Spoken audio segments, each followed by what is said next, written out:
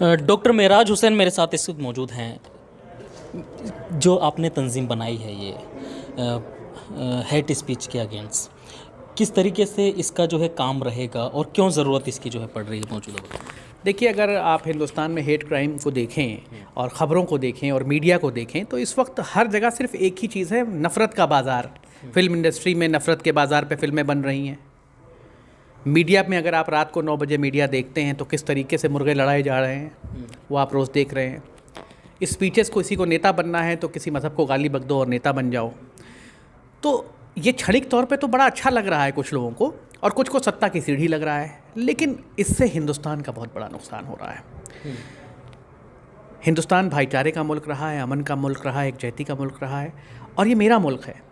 तो मेरी जिम्मेदारी है कि इस मुल्क को बचाया जाए, इसके आइन को लोगों तक के सामने रखा जाए, उनके हुकूक उनको बताए जाएं और जिन लोगों ने इस मुल्क को, फैब्रिक को बर्बाद करने की कोशिश की है या कर रहे हैं, उनको आईना दिखाया जाए। और इसके लिए वॉलंटियर्स अगेंस्ट हेट की शुरुआत हुई थी और वॉलंटियर्स अगेंस्ट हेट पिछले 1.5 महीने में पूरे मुल्क से हज़ारों लोगों को जोड़ चुका है।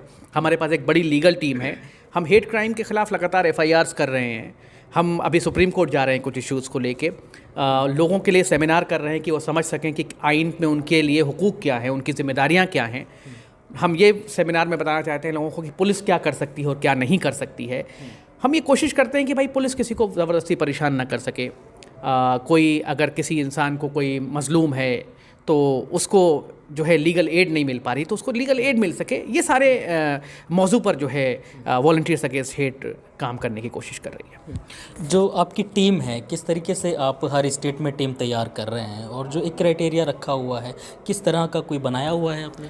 देखिए, क्राइटेरिया तो कोई नहीं है। क्राइटेरिया ये है कि आप जागरूक नागरिक हों और आप ये मान के चलें कि इस मुल्क में अगर कुछ गलत हो रहा है तो उसे सही करने की जिम्मेदारी जितनी किसी दूसरे मुल्क के शहरी की है उतनी ही आपकी भी है। नासिर जुनैद के मसले पर मैंने पहले इस्तीफ़ा दिया था कांग्रेस पार्टी से और मैं चाहता तो दूसरी पार्टी में चला जाता। मुझे बहुत सारे ऑफ़र थे, लेकिन मेरा एक दिल का जो मामला था वो ये समझ में आया कि भाई सिर्फ सियासत इसका हल नहीं है, कहीं ना कहीं लोगों को जागरूक करना भी हल है। और अगर एक नासिर जुनैद होता तो चलिए समझ में आता, यहाँ तो रोज़ कोई ना कोई नासिर और कोई ना कोई जुनैद बन रहा है। तो इसका एक सियासी हल के साथ साथ एक परमानेंट सोल्यूशन निकाला जाए कि कोई मज़लूम अगर मुझे फ़ोन करे तो मैं ये ना कहूँ कि भाई मैं बेबस हूँ। तो इसलिए हमने ये कोशिश की कि एक टीम बनाई जाए, जिसमें अभी वकीलों की हम एक बड़ी टीम बना चुके हैं और कुछ जागरूक लोगों की टीम बनाई है, कुछ प्रोफेसर्स हैं, कुछ डॉक्टर्स हैं और सबसे बड़ी बात है कि उसमें दलित हैं, उसमें मुसलमान हैं, उसमें पिछड़े हैं, उसमें क्रिश्चियंस हैं, उसमें जैन हैं, उसमें बौद्ध हैं। मतलब कोई मेरा ये मानना है कि मज़लूम की डिफिनेशन ये नहीं होती कि वो सिर्फ मुसलमान हो सकता है। इस शहर में जो भी कमज़ोर है, जो भी मज़लूम है, वो हमसे मदद मांगे तो हम कोशिश करते हैं कि उस तक मदद पहुँचे। लगातार हम देख रहे हैं कि हेट स्पीच के मामले बढ़ रहे हैं। कुछ जो चैनल हैं वो लगातार इस तरीके की साफ़ तौर पर जो खुले लफ्ज़ों में बात करते हैं। अभी जैसे एक फ़िल्म आई थी द कश्मीर फाइल, उसके बाद अब ये कर्नाटका जो है, ये तो इस पे रोक लगेगी कैसे?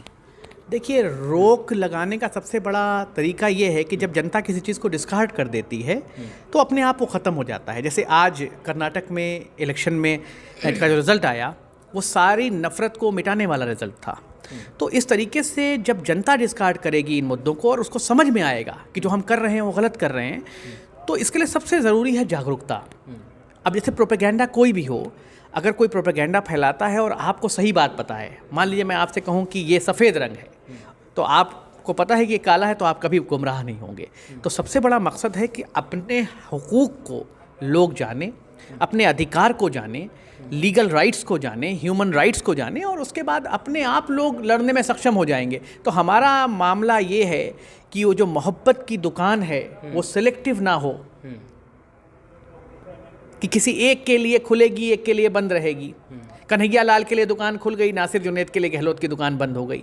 तो जिसके लिए दुकान बंद होती है वहाँ वॉलंटियर्स अगेंस्ट हेट के लोग पहुँचें और कहें मोहब्बत की दुकान तो हम करते नहीं हैं, लेकिन मोहब्बत सबके लिए है। मोहब्बत की दुकान का जिक्र कर रहे हैं, ये इशारा किस तरफ जा रहा है? कर्नाटका में जो है सरकार बन चुकी है कांग्रेस की। देखिए, कर्नाटक में सरकार बन गई, मुबारक के बाइस है कांग्रेस पार्टी। लोकल लीडरशिप ने बहुत मेहनत की, लेकिन राजस्थान में भी सरकार है, छत्तीसगढ़ में भी सरकार है, अभी आपकी हिमाचल में सरकार बनी है। मैं सैकड़ों मुद्दे बता दूं जिस पर कांग्रेस खामोश है। और अभी बजरंग बली के वाले मसले पर जो बजरंग दल का इन्होंने कहा कि बैन लगाते हैं, अब देखिएगा कब ये क्या बैन लगाते हैं क्या नहीं लगाते। 6 महीने में दूध का दूध पानी का पानी हो जाएगा।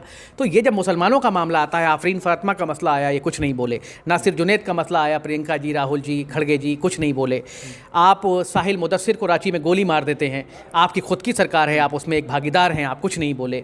तो ऐसे सैकड़ों मसले हैं जो रोज़ आते हैं। आप इंदर मेघवाल के मसले में कुछ नहीं बोले।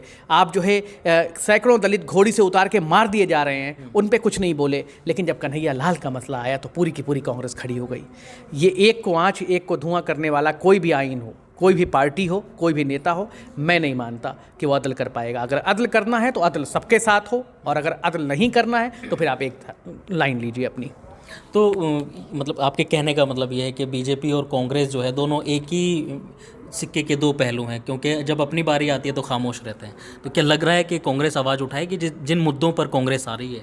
देखिए, कांग्रेस जो है मुसलमानों के मुद्दे पर बिल्कुल खामोश है, और वो हमेशा खामोश रही है। पिछले 6-8 महीने नहीं, आप 1-1.5 साल का रिकॉर्ड उठा के देख लीजिए।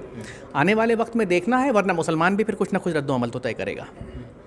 मोहब्बत की दुकान का असर तो नज़र आया है, लेकिन लोग ऐसा कह रहे हैं लगातार। देखिए, ये लोकल लीडरशिप की जीत है, कोई मोहब्बत की दुकान का असर नहीं है। अगर मोहब्बत की दुकान का असर होता तो नगर पालिका का अभी यूपी का चुनाव का नतीजा आया है, अब देखिए कितना % वोट मिला है।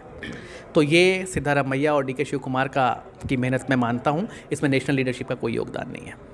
चलिए, बहुत बहुत शुक्रिया बात करने के लिए।